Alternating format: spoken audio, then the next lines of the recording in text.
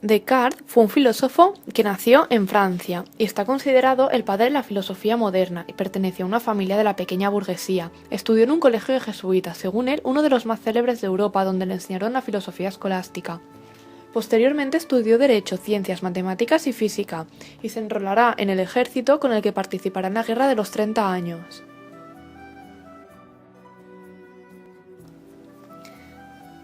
Se centró en la búsqueda del arte para resolver todas las dificultades y en noviembre de 1619 descubrió una ciencia que para él era maravillosa, y la cual fue el inicio de su método. Tiempos después, en uno de sus viajes a Italia empezó a redactar las reglas para la dirección del espíritu, que afirmaban que todo estaba sometido a duda y negaban el rechazo absoluto hacia la filosofía escolástica. Encontró la paz que necesitaba en Holanda en uno de sus viajes para investigar sobre la filosofía y las matemáticas, pero la condena de Galileo paró su redacción, hasta que años más tarde se publicara el discurso del método a modo de prólogo de 3 ensayos. Descartes empezó a hacerse muy popular en Holanda y recibió la visita de muchos filósofos, entre ellos la de Hobbes. Ellos estaban en continuo desacuerdo, ya que mientras Hobbes defendía la nueva ciencia, Descartes quiso implantar su filosofía.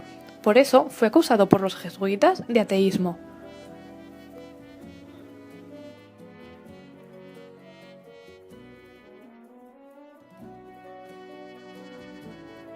En 1649 aceptó participar en la corte holandesa, hasta que el 11 de febrero de 1650 murió de una pulmonía a los 53 años de edad.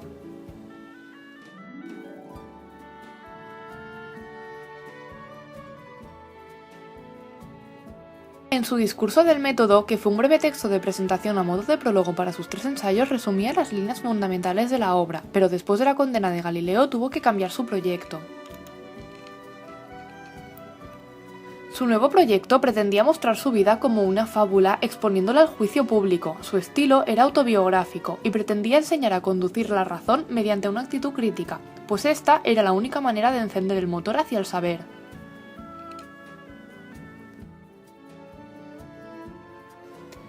Descartes inauguró una nueva manera de comunicar el conocimiento y la investigación. Además enseñó los grandes problemas y pretendía mostrar al público un nuevo proyecto filosófico que sustituirá al aristotélico, con un pensamiento reformista de la filosofía.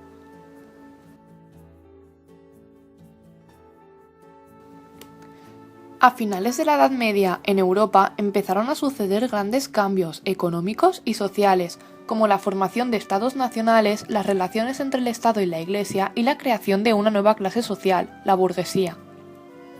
Todo esto se llevó a cabo a finales del siglo XVI, fecha que coincide con el nacimiento de Descartes. En este periodo el sistema productivo era básicamente agrícola, y el endeudamiento económico y el de la monarquía son característicos. El capitalismo llevó a una revolución y al final la burguesía pasó a ser una serie adversaria de la nobleza.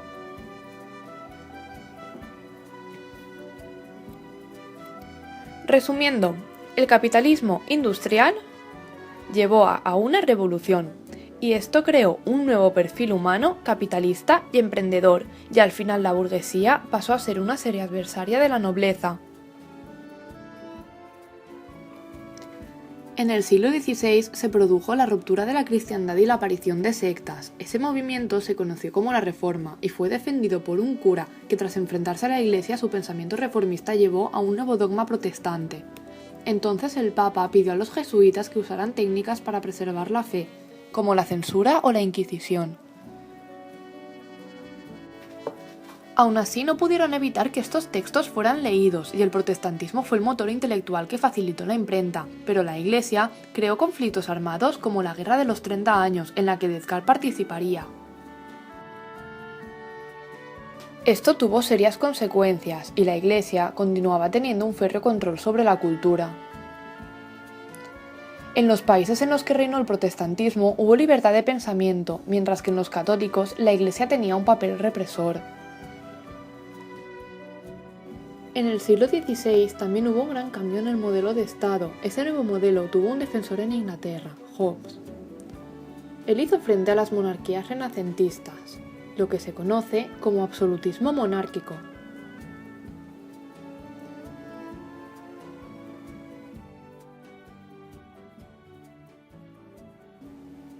El absolutismo monárquico tuvo sus fundamentos en la maldad natural del hombre y la necesidad de una fuerza superior para controlar su egoísmo.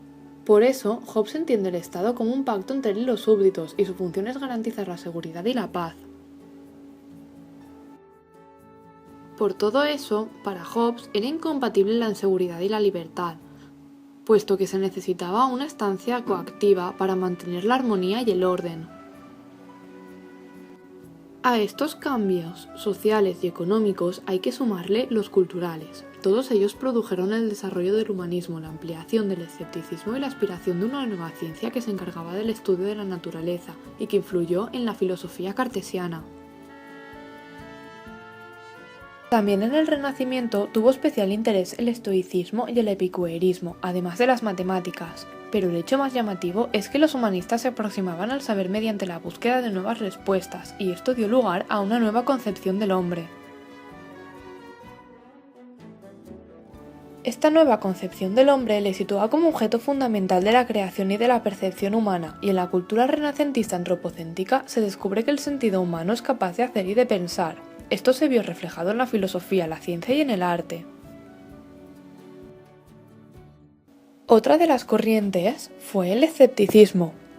Este dice que para llegar a la paz hay que aceptar que el malestar proviene de las opiniones. Por eso, relativiza la verdad y critica el dogmatismo, debido a su difícil consenso y a su escasa fiabilidad.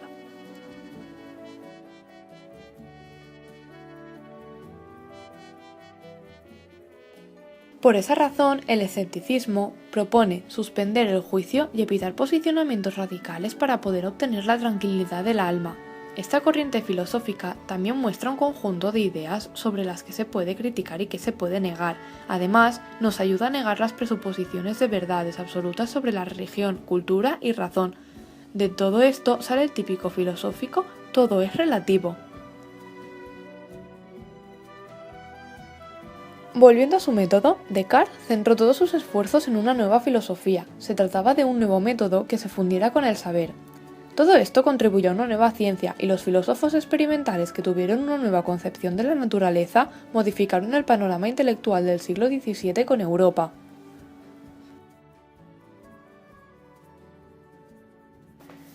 En este panorama, en el que el método escolástico había fracasado, el modelo silogístico era insuficiente, y además la física aristotélica también había fracasado, y el modelo heliocéntrico generaba críticas sobre el paradigma aristotélico tonelaico.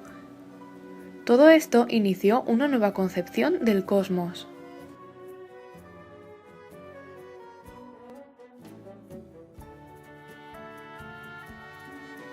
Esta nueva concepción, que interpretaba la naturaleza como una realidad dinámica, estaba formada por cuerpos en movimiento y sometida a una estructura matemática. Por ello surge la necesidad de un nuevo modelo para estudiar la naturaleza.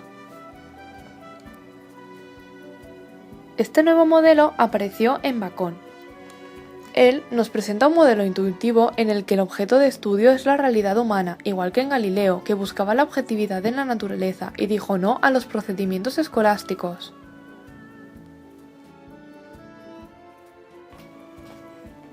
Galileo no aceptaba la composición aristotélica del conocimiento y pretendía darle un valor pragmático al saber, dominando la naturaleza y poniéndola al servicio de la humanidad.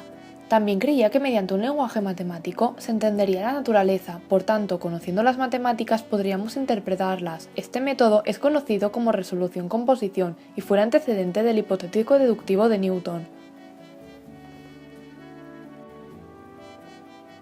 Pero el método de Descartes era muy diferente al de Galileo, ya que él le daba un valor diferente a las matemáticas, pensando que su éxito venía dado por el método deductivo que utilizaba. Pues bien, si el conocimiento de la naturaleza viene dado por las matemáticas, los matemáticos, mediante procedimientos deductivos, llegarían a la certeza y a la verdad, y con ello a la razón.